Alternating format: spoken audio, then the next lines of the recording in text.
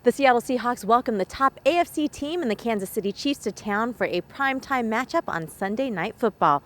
Both teams are coming off of disappointing losses, meaning both teams are looking to right the ship, and Seattle knows they have their hands full with the top offense in the NFL. They've been throwing around all year. It's been fun watching Mahomes and what he's done, and all their players. Kelce, Tyreek, special players. Across the board. So, I think for us, we got a lot of great players on our side too, and we know it's going to be a battle. They're coming here. It's going to be a loud crowd. It's going to be a tough game. It's going to be back and forth probably, and we're prepared for whatever we need to do to get a win. They have such a diverse attack that you got to be ready for a lot of stuff. But our guys are they're up for it. They're ready for the challenge and all of that. And we got to do a great job on their really classy receivers. Kelce and Hill are just unbelievably talented guys, having great years. So there's a lot of issues here. So I think our guys will be ready to do this.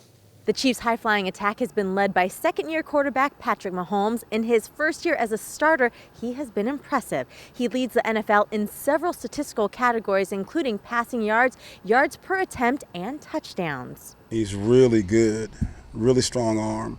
You see him just barely move his arm and the ball will go 50 yards. He's really confident, and he's made a lot of plays, so his confidence is continually building. But he does some amazing things, and he's so young that he hasn't had the scars of the bad things happening. Things are so good right now, so it's just a matter of, when things don't go so good, how do you handle it? And but his growth has been very good, and it's been fun to watch him from afar, and now we get to see him up close. He's going to run around. He's going to try to extend plays, and a lot of times when you watch on films, the guys that mess up, it's like you have your guy, and you leave your guy to go get the quarterback, and then he throws it over your head to the guy that you just left. So a lot of the times, too, it's, you're going to have to let him get that 5-yard run versus giving up the 40-yard pass that going to leave your guy. Kansas City will continue to rely on their second-ranked pass offense. Mahomes has two dangerous weapons in tight end Travis Kelce and speedy wide receiver Tyreek Hill. He does everything. He runs routes really well. He's really tough at making a catch. He's made circus catches with guys all over him. He's taking the ball away from guys. In the running game, they've used him. He's obviously a big deal in the return game too. But he's more complete of a player than you would expect a guy that would be that fast. You kind of hope he'd be more like a track guy. He's not. He's a ball player. He is fast, and he's very fast. You watch some of the plays. It's right before the play. He snaps. He puts his head down, and it's just track. And so you got to be conscious of where he's going to be at. You got to be conscious of, the style. You have to make sure your angles are on point. You have to make sure, you try to figure out what ways they like to give him the ball.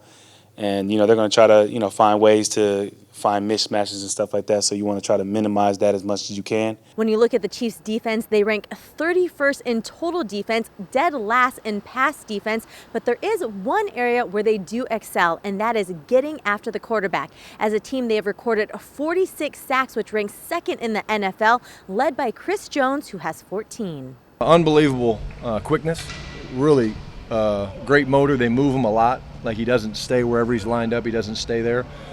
He's got strength too, so if he misses with his initial move, he's got the ability to still push the pocket.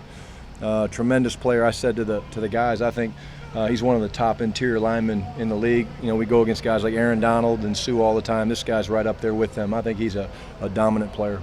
Chris Jones has been amazing on film. He's a big, strong, fast. He's quick. Even for a big guy. He has a knack for getting to the quarterback. So hopefully not this week, but he's pretty special in that way. So I think they got 14.5 sacks, I believe, something like that. So he's a special player and will be a special player a long time in this league. I think this is only his third year, right? So you think about all the things he's done so far. It's pretty cool to watch him. With Kansas City giving up a league-high 5 yards per rush attempt, the Seahawks will continue to rely on their top-ranked rush offense led by Chris Carson. Anything Chris Carson does doesn't surprise me. He is probably one of the greatest athletes I've ever been around. Just to watch his ability to get into the end zone. He sees things that hardly anybody can ever see. It's just he's physical as can be. He can catch. He can run. He's smart as can be too. So he's humble too while doing it. Doing all those things. So it was cool seeing him get into the end zone the other night, just being physical, not giving up. He has that attitude, and so that's what we love about him. Well, this will be a fun coaching battle to watch, as one of the top defensive-minded coaches in Pete Carroll will go up against one of the top offensive-minded coaches in Andy Reid. And Pete Carroll shared his admiration for Reid earlier this week. He's one of a kind. I mean, he is an extraordinarily creative guy, and he's been able to stay at the cutting edge of what's going on. And he does a really nice job of researching what's happening in the college game, and he's picked and choose things out of that. His control of the offense and his willingness to try stuff. He's been innovative and inventive, and it didn't always stick. But he's done a lot of really great things that I think young coaches could really learn from. He's just been, and he's done it for such a long time, and he's still out there. And I think he's just a magnificent coach, in that regard. With only 2 games left on the season, both teams have a lot on the line as they try to wrap up the year. For Kansas City, they're trying to lock up the top spot in the AFC, while the Seahawks control their own destiny as they try to secure a spot in the playoffs. Well, kickoff is set for 5:20 p.m. Pacific. You can watch it live on NBC or, of course, listen to it on the Seahawks Radio Network.